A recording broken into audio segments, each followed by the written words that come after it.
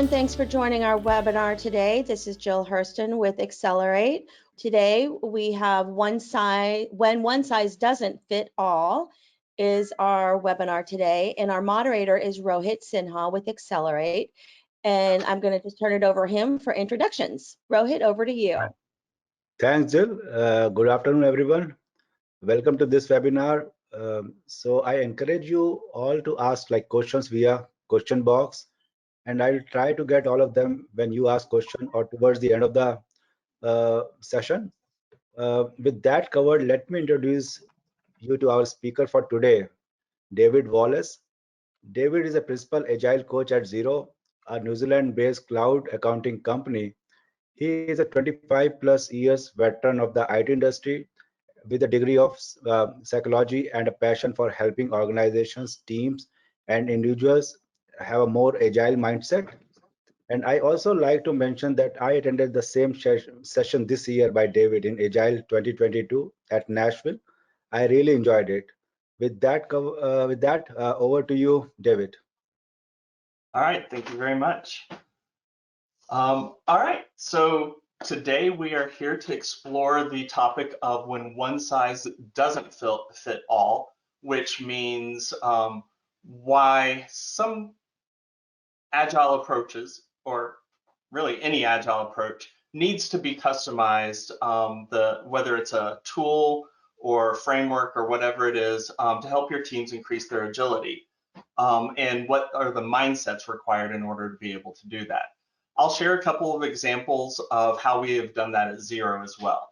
And then, like Rohit said, we will try to leave time at the end for some questions and answers. So let's jump into it. As Rohit said, I'm Principal Agile Coach at Xero. I started my career as a web developer, did that for 16 years, and then came over to the dark side and became an Scrum Master / Agile Coach. I've been doing that for about 9 or 10 years now. But I've always considered myself a creative solutionist. And what I mean by that is I believe that any problem can be solved. You just might have to get creative about how you accomplish that. When I was a developer, I often became known as the go-to person for problem solving at a company, even if it was a problem that didn't have anything to do with software development. They knew that I would have the connections to people to know who to go to get that problem solved. And I've taken that same mindset into my agile coaching. And now I try to help others unlock creative solutions to solve their own problems. So jumping into this, I'm going to use an example of frameworks right now, but this refers to any agile tool. I do consider frameworks just to be an agile tool. Nothing more, nothing less. Sometimes it's a collection of agile tools, but for the examples I'm giving here right now, want to focus on frameworks first. So why do frameworks exist? When the Agile Manifesto was written back in 2001, there were no frameworks in there. There were no rules given. It was built on a set of values and principles.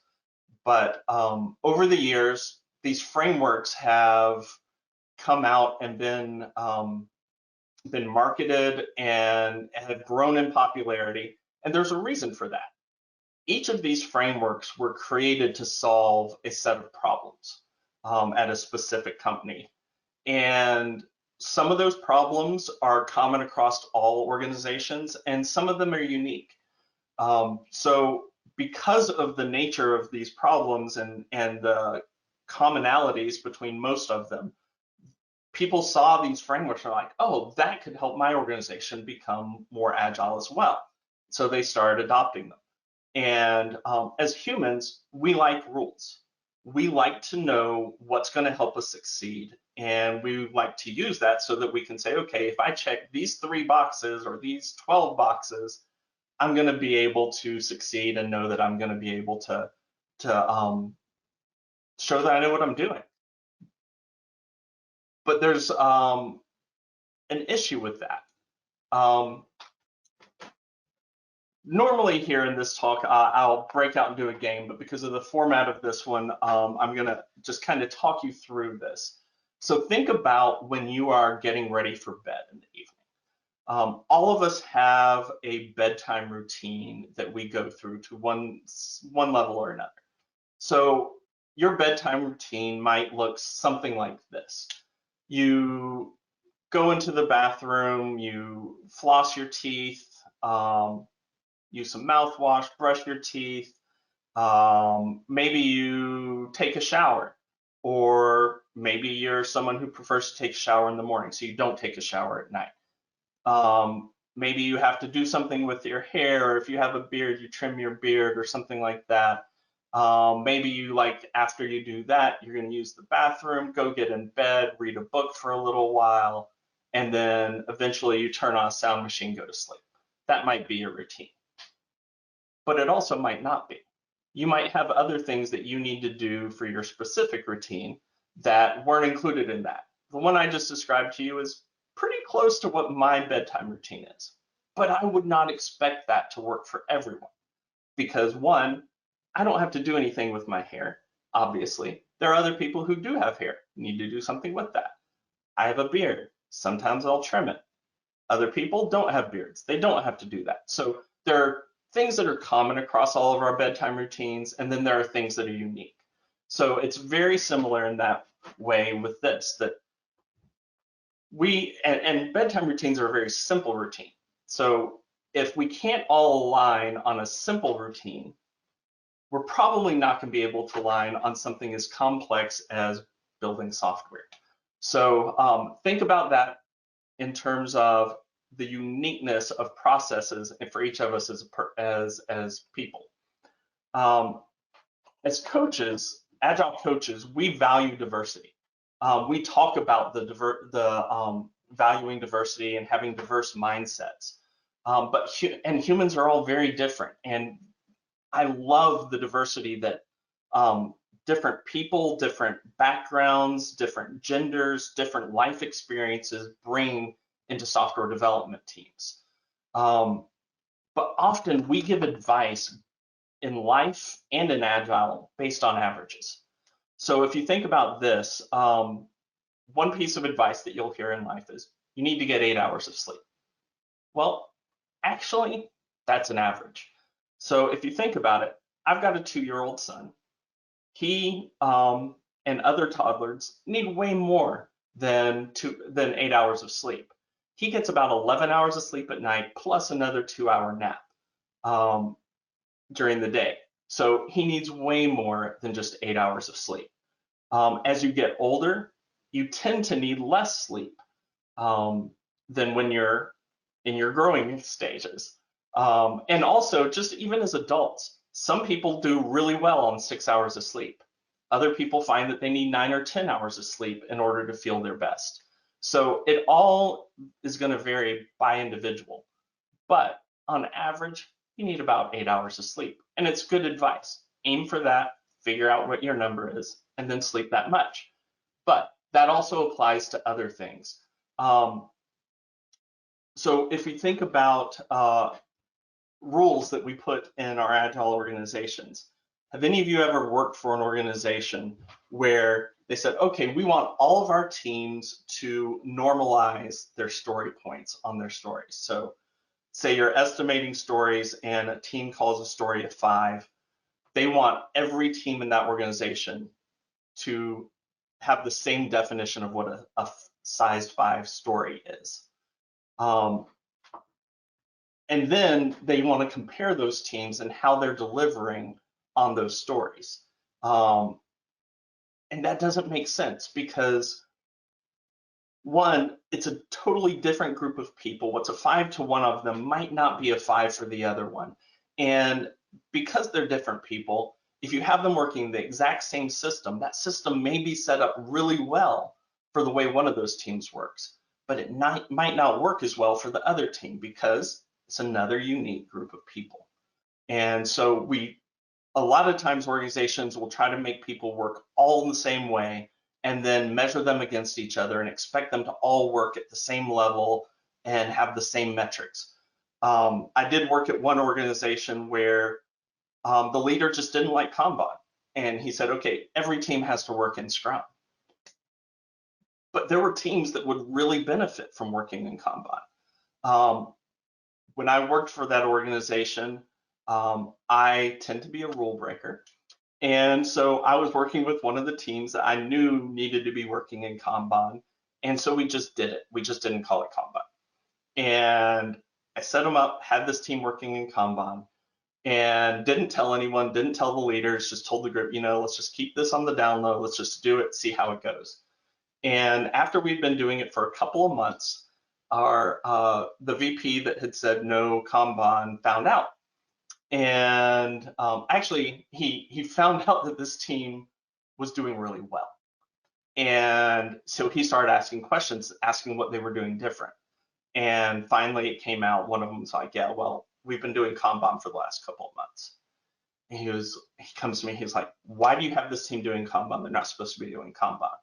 I was like, well, it was the right thing for them to do. And he said, well, I said no Kanban, but they're doing really well, so I'm going to let it slide, but don't let any of the other teams become Kanban. I was like, that makes no sense to me, but sure, okay. So putting those rules, artificial rules on, and expect everyone to work the same way doesn't make sense. We need to be able to adjust for the needs of the teams.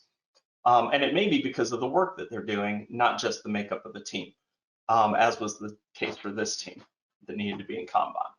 So what do we do then? Well, that being said, we don't have to reinvent the wheel.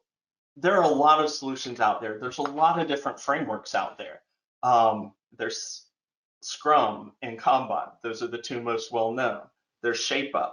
There's which is one that was created by Basecamp. There's SAFe. There's all kinds of frameworks. So many of them. DAD is another one. Anyway, lots of frameworks. Start with something you know. I'm not saying frameworks are bad. Start with a framework. It also will help your company buy into Agile if they're resistant to it. Be able to show that that these work really well. We don't want to throw out baby with the bathwater. Agile frameworks have been around for over 20 years now. They are proven. And so it can help you have something to build off of, but then you want to adjust it incrementally to meet the needs of your team or your organization. And that's an Agile approach. We want to be Agile about the way we use our Agile tools. And so again, I'm using frameworks for this, but it can go for anything. Story pointing, story mapping, story writing, how long your sprints are. All of these things you can incrementally change and adjust to end up figuring out what is the right thing for your team. We expect our teams to build that way. We expect them to learn incrementally. We do retrospectives so that they can learn and make intentional changes to the way they're working. So we should be designing our Agile solutions to have that kind of flexibility. But sometimes we run into people or organizations that are resistant to change. They don't like to change, and introducing an experimental mindset can really help unlock that change for them. I'll give an example of this. There was a team I was working with that had a lot of potential. They had some really good software developers on the team, but they were struggling to deliver consistently. And so I was making suggestions of things that they could change, and they were very resistant, did not want to change. And they had one specific developer on the team. He was very high performer, very experienced, outspoken leader. Everyone kind of looked to him on the team. And every time I suggested something, he'd be like, David, we have a lot of work to do. We have short timeline to get it done. We just don't have time to be making these changes. So finally I stopped. I was like, okay. I was like, can I propose an experiment for one sprint to make this one small change? It's like, it may not make a huge difference, but I think it could help solve a couple of problems that you have. We'll just try it for one sprint. If it doesn't work at the end of the sprint, you can all vote on it and decide what to do, whether you want to try something else, go back to the old way of working, or keep it. And so finally I got him to relent and go, okay, fine, one sprint shouldn't hurt anything. It's a small enough change. Let's give it a try. So we came up with our hypothesis of what we thought this change would do, and we designed it and we started the sprint. Went through the sprint. At the end of the sprint, it had actually kind of been successful. The change that we implemented had the expected result. And so in the retrospective, I asked the team, I was like, all right, did you like that change? And everyone was like, yeah, it was great. Really helped us solve a couple of problems. It's like, awesome. Do you want to keep that change and that way of working, or do you want to go back to the old way? Like, let's keep that. I was like, cool. Do we want to iterate on it? Do we want to try something different? And they were like, no. All right. Well, here's another little experiment. Could we try this? And they all kind of looked to Neil, who was our senior developer on the team, and he was like, yeah, okay, we'll try another one. So we came up with another small change. We got our hypothesis. We tried it. That time it just completely failed. Did not have the expected outcome. So in the retrospective, I was like, all right, how'd it go? And they're like, man, it didn't help us. It's like, all right, well, what do we want to do? Do we want to go back to the old way of working? Do we want to keep this, or do we want to iterate on it? And a few people started going, let's just go back to the old way of doing things. And then Neil raised his hand. He was like, actually, as we were doing that, I realized if we just did this one other thing differently, that might actually solve the problem we were trying to solve. It's like, team, do you want to try that this next sprint? And they all said yes.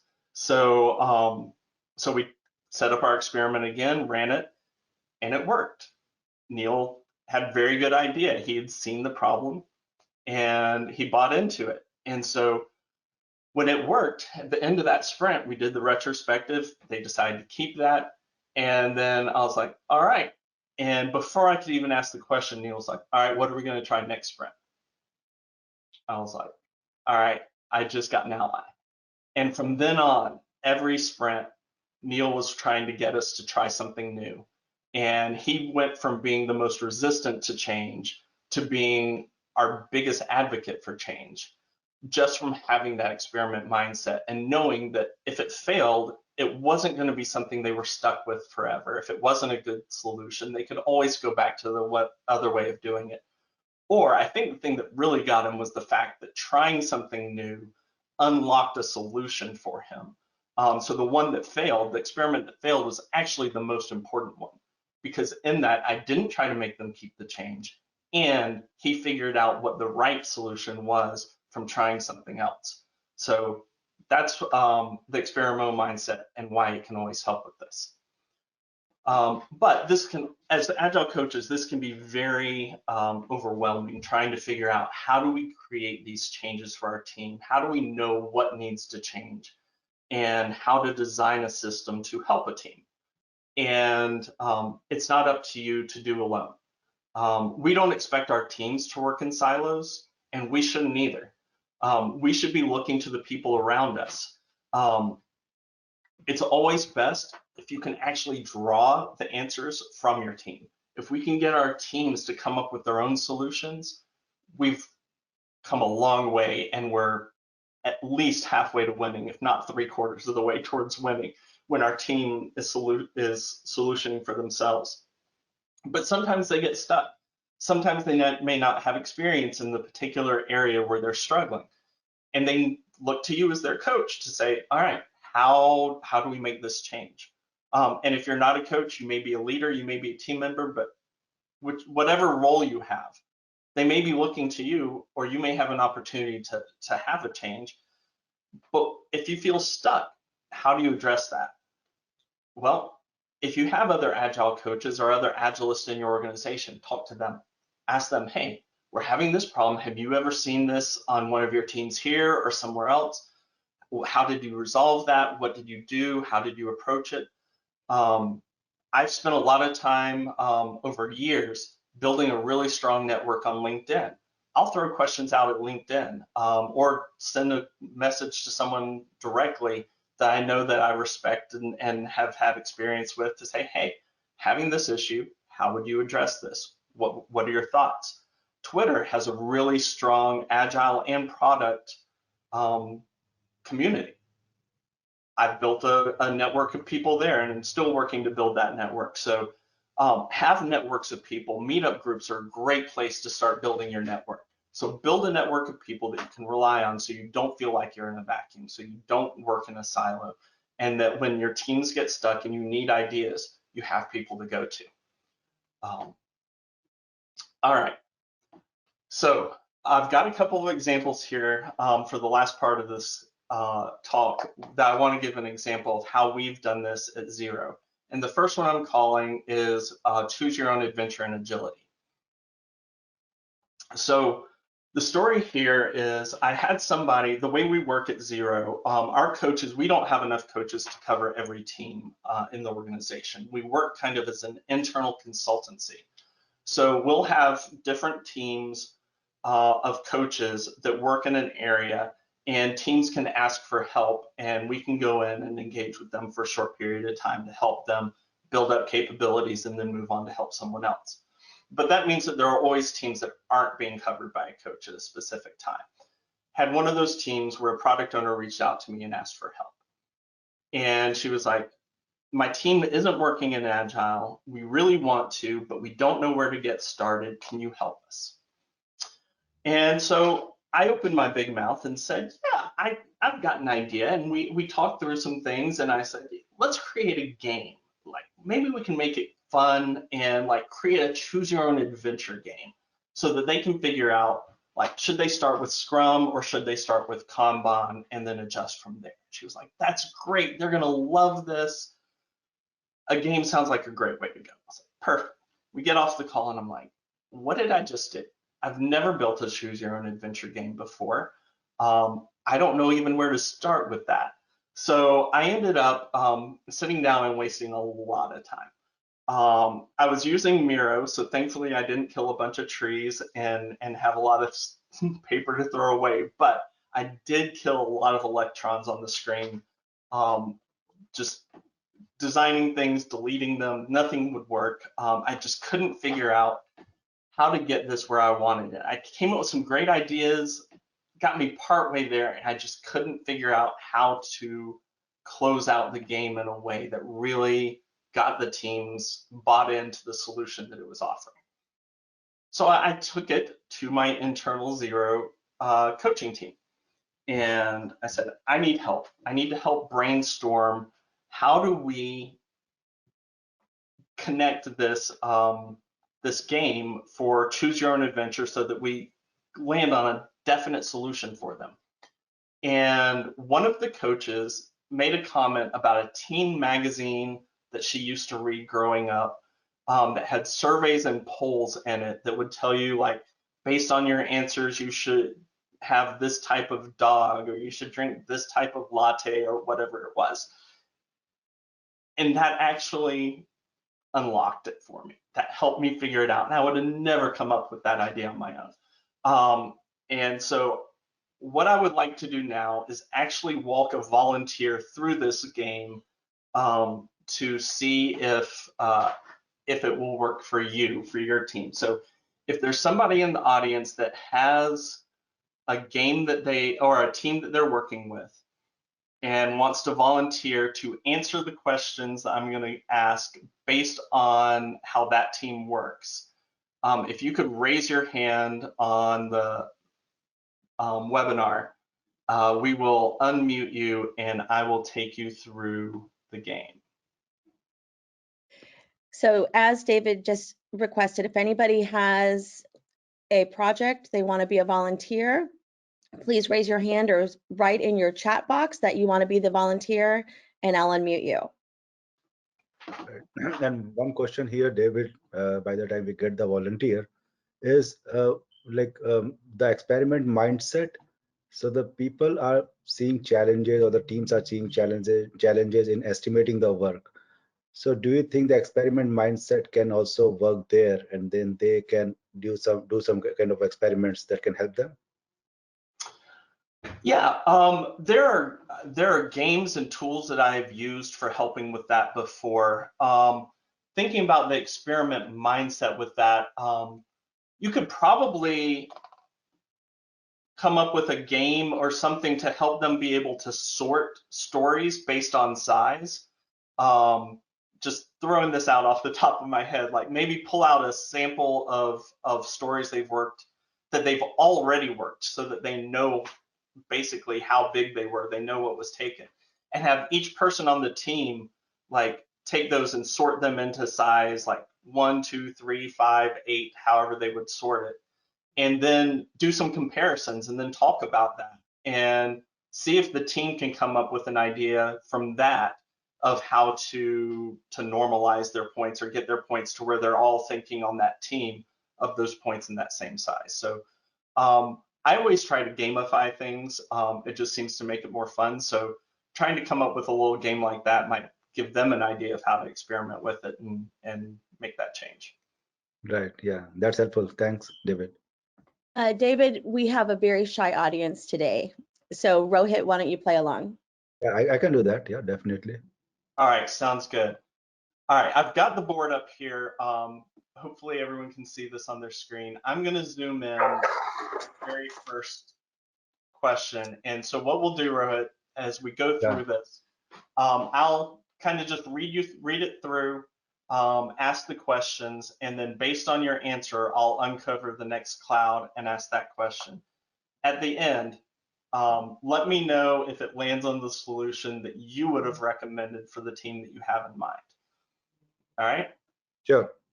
Okay, so you're on a team that's wanting to work in a more agile way, and as an agile coach, your team has brought in to help you on your journey. I want to learn a bit more about you and how you work. So how long has this team been working together? Are you a newly formed team or a team that's been working together for a while? This is a newly formed team. A newly formed team. All right, so we're going to uncover the blue. All right, great. You're a newly formed team. And while that can offer challenges, it also offers great opportunities. Most of the time, I'd recommend a new team start with Scrum framework, but there's other factors to consider before we decide on that. Tell me more about the type of work you do. Is the majority of the work you do focused on a product that you own? Or do you work on various features that are brought to you? Or are you a team that works on services in response to requests that come in? So it is B, on the features that brought to us.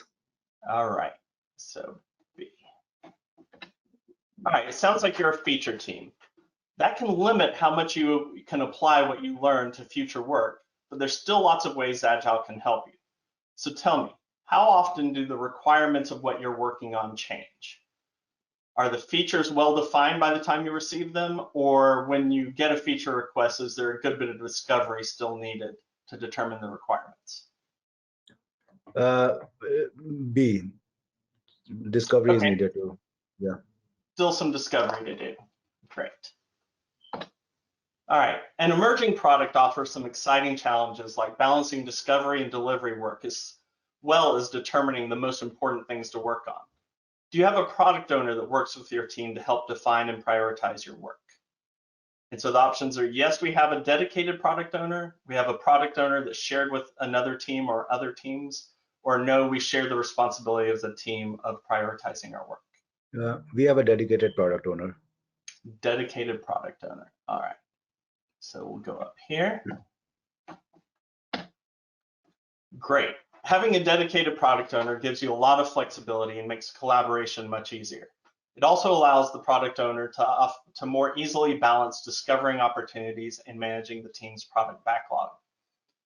Another challenge some teams face is dependencies on other teams or other teams being dependent on you.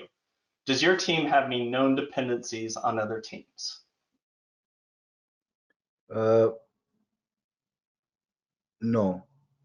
No. All right, so we'll go down here. Excellent. Not having dependencies on other teams makes it much easier to resolve blockers and keep work moving. It also reduces risk. If dependencies do come up occasionally, make sure to be proactive in communication and collaboration with the other team. Now, let's look at some other factors that can impact how we work.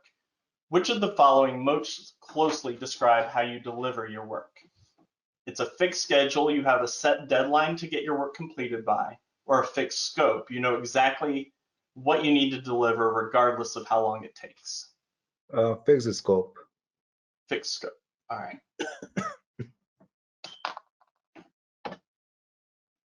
Having a fixed scope can be helpful because you know exactly how much you have to deliver, but sometimes it's hard to keep a sense of urgency when there isn't a deadline. It'll be important for your team to set goals and use those to keep momentum in your work. Two of the advantages you can get from Agile are A, being able to learn as you go and adjust how you're working, how much you need to deliver, and even what you're delivering. And B, being able to deliver value to customers more quickly. Which of these would you say your team is more important to your team for the work you're doing? Learning as you go or speed of delivery? Right. B, speed of delivery. Speed of delivery. All right. One thing I want to note, some of these questions, when I design them, when you're going through it with a team, they may actually debate some of these. Like that one is one that I've had teams go back and forth where some of the team feels it was speed of delivery, some of it is the learn as you go. And I did that intentionally because some of the learning that the team gets comes from those debates. So I think the next couple of questions fall in that same category. All right, so being able to deliver value quickly is a great benefit of working in an agile way. But don't forget to pause and reflect occasionally to ensure that you're building the right things in the right ways. Now, consider these two options and tell me which is more important to your customers. A, being predictable in your delivery, what and when, or B, being flexible in adjusting to scope or priority. So predictability or flexibility? A, predictability.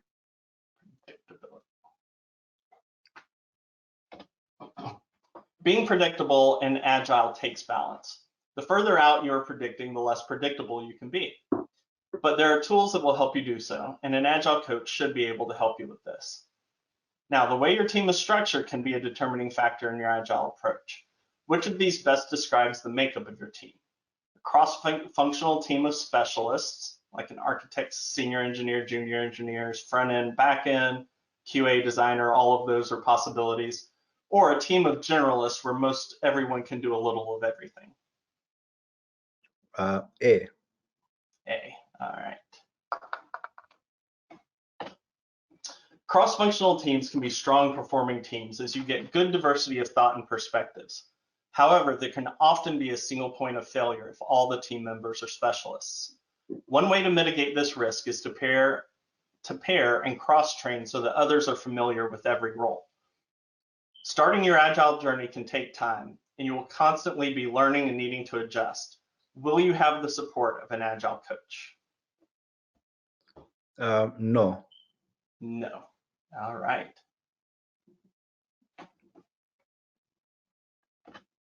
It can be challenging to start on an agile journey without a coach to guide you, but it can be done. Having made it this far is a great start. As a part of the result of this exercise, you'll get a summary of recommended tools and processes that can help you set you up for success. And if you find yourself stuck, reach out for help, and there are agile coaches here at Zero that might be able to help you figure out the right approach. All right, one last question. Which of the following would you say motivates this team the most? Time constraints or Yeah. efficiency? Efficiency. Well, which one? Efficiency. Efficiency, okay. Yeah. All right. So here we are at the end. So let's see where we ended up. All right, being motivated by efficiency can drive a lot of really strong behaviors for a team. Working together to complete work in progress before starting something new is a great practice for teams with this motivation. Keep in mind, one thing finished is better than two things getting two things started. So great job making it through this adventure. To find out what agile processes and tools we'd recommend for you, we'll go back through the board and count the number of blue digits and the number of yellow digits on the panels to uncover that you've uncovered, including this one. And also, if you see a DT on any of them, count how many of those you see, and I'll explain that in a second. If the blue number is higher, Scrum's a good place to start. If the yellow number is higher, Kanban might be best. If the numbers are even, then we'll pick the one that appeals to you the most and start there. So I'm going to go back through and add these up real quick, and then we'll see if this landed where you would expect it to for this team. So I'm going to If y'all will just bear with me for just a second, I'm going to count this up. And if anyone wants to count along with me just to keep me honest and make sure I don't miss anything, feel free to do that.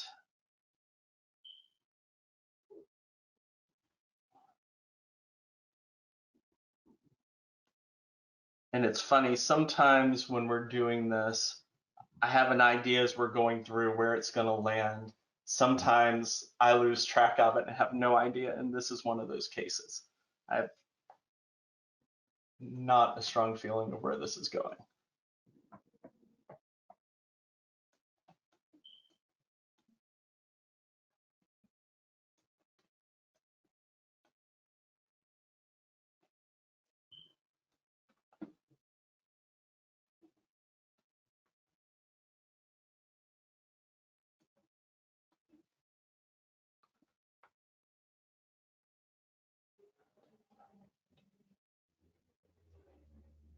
All right. Interesting. So this one ended up on Scrum, but it was 11 to 10. So it was very, very close. We've had this happen several times as we've used this tool. And what we have found is when that happens, like in this case, because it did land higher on blue, we would typically suggest Scrum as the starting point, but look at a lot of the Kanban practices and see how some of those practices might be able to help overlaid with Scrum. An example of that could be a whip limit. So you may have an issue where if as teams are working and trying to get work across, like you limit the number of stories that can be in process or in development at a time, and adding some of those kind of tools in. And actually, one of our coaches used the tool itself, this game, to go back through and build his coaching backlog and look at, okay, based on answers where it did point toward Kanban, what are the tools that we use in Kanban to help with that specific thing?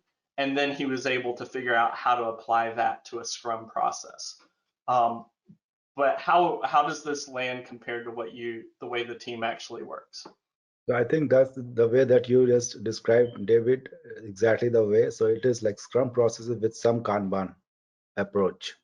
So, so that's how it worked, right? So yeah, I completely agree. This is really amazing. Yeah, thanks. Awesome.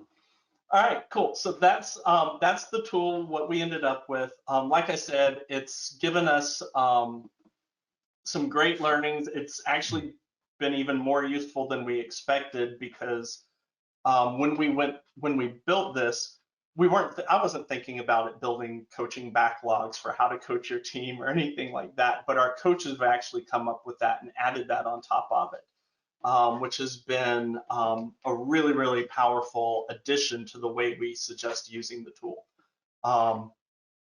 So that's one tool.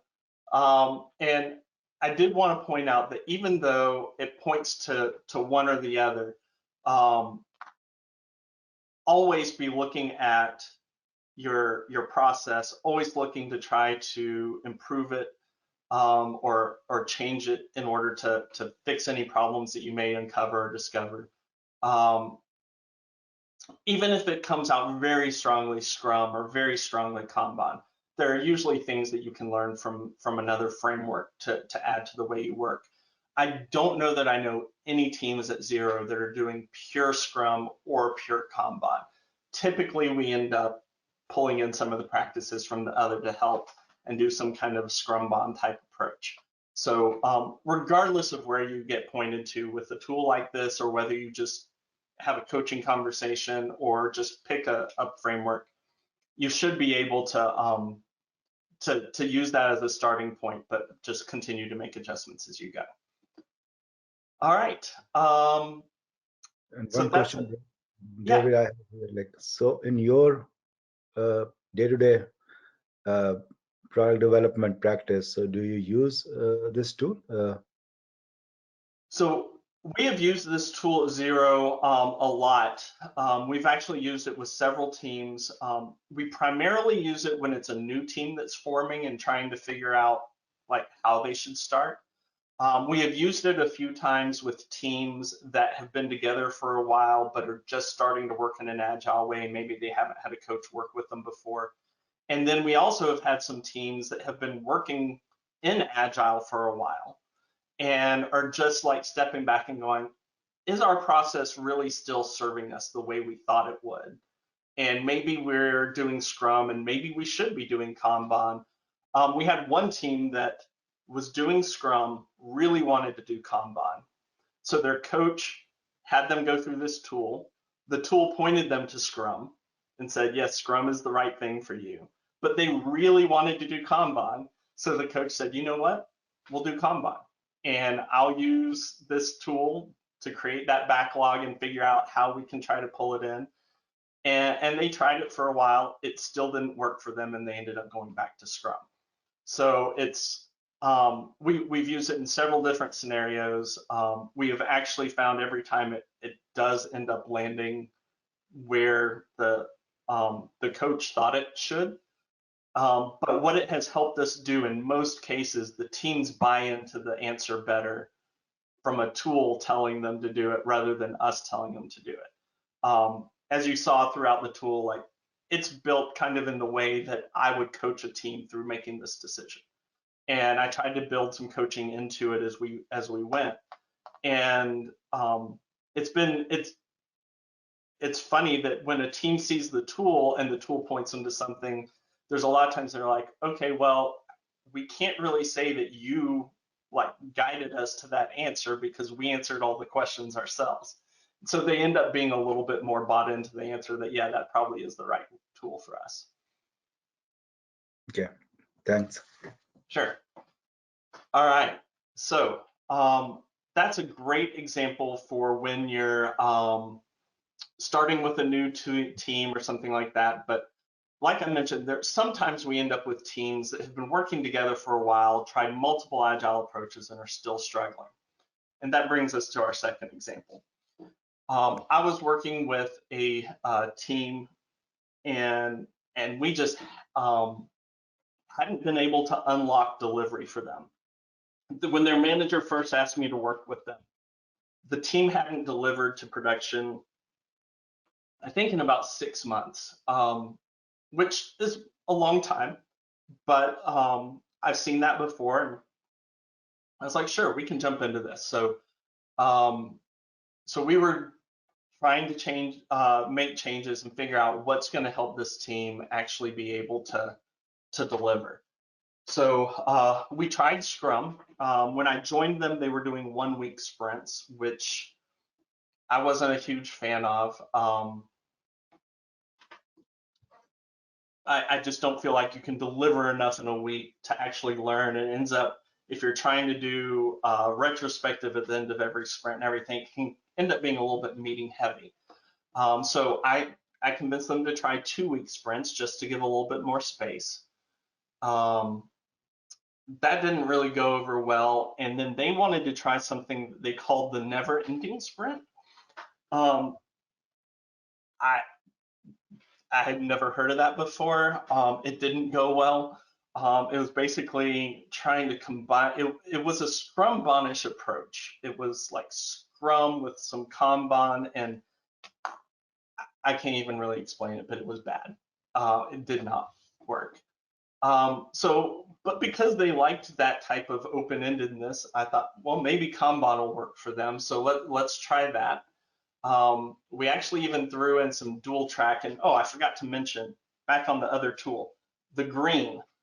Green was for dual track, which means that you're doing discovery at the same time you're doing development. There's a lot of different ways to do that, a lot of different ways to look at it, a lot of different things to call it other than just dual track. But when we walked through it, there are 2 clouds that have the opportunity to show dual track. It did show up on that, so that is something that we would have recommended for that team too, is that they look at dual track practices. But anyway, we threw in some dual track practices with this team. to be doing some discovery at the same time they were doing delivery, hoping that might help them feel more connected to the problem they were solving and like give some internal motivation. None of it worked. It did not do what we were hoping. So I talked to the team. At this point, like we tried a lot of things. I'd been working with them for a while. I needed to move on to another group. We had another coach come in and work with them for a while. We talked to the team. We interviewed the team, asked them a bunch of questions, found out like what they liked, what they didn't like, what was working, what wasn't working. And at the same time, the manager, the engineering manager, made me aware of this shape up that I mentioned before. It is an agile practice or an agile framework that Basecamp created to meet their internal needs.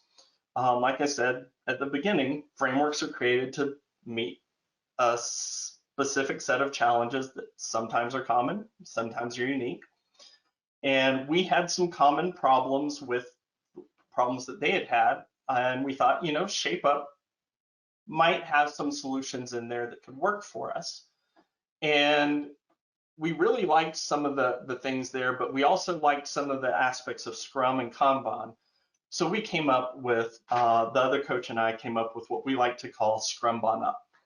And so it's a combination of all three of these frameworks, and I'll kind of explain that to you a little bit. So first, we told the team that they needed to identify a feature that they were going to work on. So the product owner needed to pick one feature, and it needed to be small enough for them to feel like they could get it completed in 6 weeks. So pick that feature, and then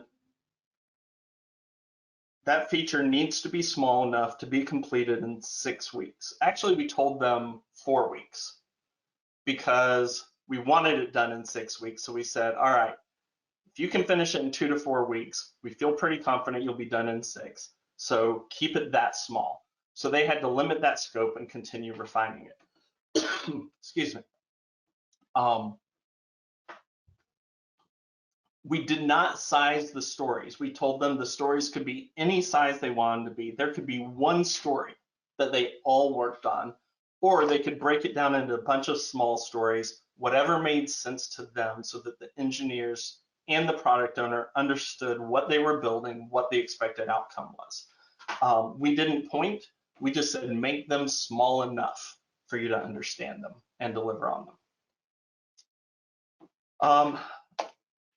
Then we loaded the stories onto a Kanban board, and we said, all right, work them in a Kanban style. So they had a finite set of work in the to-do column, and they did them in a Kanban style until all of the stories were complete. During the sprint, there was no refinement for future features being done. One of the things we had found out when we interviewed them was that doing refinement for future work while they were working on a set of work was causing too much context switching. They were having a hard time focusing on what they were trying to accomplish, and they found themselves thinking ahead too much about the future work that they had just refined and trying to build aspects of that into the current work, or build the building blocks for it. And it ended up taking them longer, and typically they didn't fully understand that future work enough for it to actually matter. And sometimes that future work never really happened, and now they've built something to work in a certain way for a reason that doesn't exist anymore. So no refinement for future features during the sprint. And the only Scrum type meeting that they held during the sprint was daily stand-up. They felt that the daily planning aspect of the daily stand-up to make sure that they were coordinated on what they were trying to accomplish as a team was important enough to keep that meeting. So really the only meeting they had during the sprint was the daily stand-up. And that gave them a lot of time to focus on getting the work done. Then when the feature is complete, when the feature is complete, celebrate, review the sprint, do a sprint review. So we call the stakeholders in, have them demonstrate the work that they had done, do a retrospective, and then do refinement for the next highest priority feature. So during that sprint, the product owner has now been looking ahead and going, okay, what is the next small feature that we can build out? Now, there's two options to go at this point. Based on how the sprint review goes, if the stakeholders say there's something wrong with this that needs to be fixed before we can actually release it to the customers, then what we would do is we would define the next highest priority feature as the fix for that item. So we had one sprint where the stakeholders were like, this is really close. We need to change 2 or 3 things in order for our customers to use it. So we defined those 3 things, put them in a story, and we had a sprint that lasted, I think it lasted like 3 days. But they did the work, got it finished, did another sprint review. That time, everything looked good, got signed off, was able to be released, and then do a retrospective, and then a refinement for the next highest priority feature that the product owner had identified that would be able to be done in 2 to 4 weeks. And then rinse and repeat. So they did this in a cycle, and lo and behold, delivery was unlocked. They had 3 consecutive successful releases, and really gained some momentum and gained a lot of confidence as a team. And they've adjusted the way they work since then.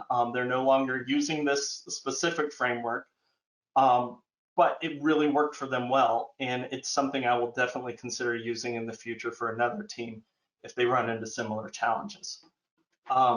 So before I wrap it up, I want to go over what I like to call panning for gold. So nuggets of truth to take with you. 1, get started with what you know. Frameworks are not bad. Start with something that's commonly known, and this will also help get buy-in from the team or the organization that you're working with. Over time, make adjustments. Keep them small and measurable. Set them up as experiments can really help the buy-in for them. And really truly run them as an experiment. Have a hypothesis. Get feedback at the end. Measure it against the hypothesis you had. And if it fails, try to learn from that failure, but don't try to force it and keep up with the thing that isn't working. Either try something else or go back to the way you were doing it before. Let the team lead you. You may be the expert at agility, but the team members are the experts at what they need. Talk to your team, help them come up with their own solutions. And D is don't solve the problems in a silo. Reach out to your network, internal or external, and let them help you solve these problems. So these are your gold nuggets to take with you. And that's all I have today. So questions? So one question here, David, is about understanding the future work. Now, if it is a technology team, and they, like, one theory is that they need to understand what is going to be built overall, so that they can design their initial architecture and just pursue based on that. And your point is, like, if we implement the future work, so that can impact the sprint, and then sometimes that future work doesn't happen.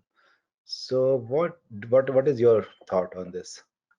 So that's a great question, and I've seen this happen at different companies, and honestly, the team that was using Scrum Up, they were more into that future work thing, messing with the work they were currently doing than any team I've ever worked with before. But I have seen this be an issue in the past. So one of the things that I like to do is have the product owner just set up a meeting. I've done it as a half-day meeting or a 2-hour meeting, where basically they're saying, okay, here's kind of an overview of the future of what we're looking at right now. And they explain like how what they're building now is going to be built on in the future, and what their plans are and the thoughts of how all of it builds together. Giving it a very high level, not a lot of detail. That allows the team to understand the concept of what's being built and see how that work is being done. And sometimes they may ask questions because they think that there's something that they need to build a certain way in order to support some of those future features. But I always caution the teams, like, don't sacrifice what you're building now for the possibility of what's coming in the future, because you really don't know if that's ever going to happen or not. But also, if it is something where you feel like the work that you're doing currently has a lot of dependencies with that possible future coming work, then maybe just have those meetings a little more often. Normally, I would say once a quarter is enough. But if it's really tied that closely together, maybe you need to be doing that like once a month, and just have that overview and keep having the product owner update, like, okay, based on what we've been doing, here's where we feel like we are with that, how likely it is that this particular feature is going to actually be built. And then that way you can stay in the same sync and be able to take those things into consideration as they get closer to, like, okay, now we know we're going to build this. Then being able to really solidify that. Yeah, that makes sense. So it's more kind of a collaborative approach. And then one point that you mentioned is, like, from a product owner point of view, do not share too much detail, right? Or too many things, or just provide a high level, okay, this is what we are going to build, but don't go at a user story level for the future work. Right, yes. One, there's no need for the product owner to be diving that deep into the work that far ahead. And two, I think it does just get a little bit more confusing for the teams when you dive into it in more detail. Yeah, that's right, makes sense. Thanks, David. So I don't see any outstanding questions. All right, there was one that you had sent me earlier that had come in ahead of time that I want to make sure I address. And the question was, is using Agile on smaller teams, 100 or less, still a good framework since they are doing more with less resources? Yes, yes, and yes is my answer to that. I feel like using Agile approaches can help pretty much any team, any size organization. I've worked with, when I started doing Agile, it was in a startup where we had, I think our development team was maybe 20 people. But the Agile practices definitely helped us. One example I can share from that is the first project I worked on. I was actually a Scrum Master and product owner. I don't recommend that. But it was an internal process where our billing was taking 30 days from the time we kicked off the billing process until we actually got a bill out to the customer. And they wanted me to figure out, like, get the team together and figure out how we could cut that down and make that a shorter turnaround time. And I figured out in doing that nobody knew the entire process. So we had to get everybody in a room, talk it through, figure it out. We ended up getting it down to 3 days from starting the bill process to the bill going out. Went from 30 days to 3 days. And that was with a group of maybe 10 people that were involved in the process.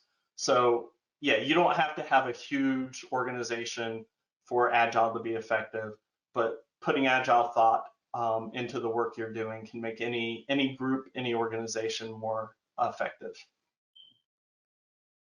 Yep, sounds good. I think that's all that we have. Thanks, David, for the great presentation. And I definitely learned and enjoyed it. And just a reminder to everyone, so you'll be getting the recording of this session. If anyone has any questions, you can reach out to David or me. Jill will be sharing the contact information with you all. So that's all for today. Thanks, everyone, and have a great day. Thank you. Yeah, and thank you for the opportunity to come and present. Yeah. Thanks, David. Thanks, everyone.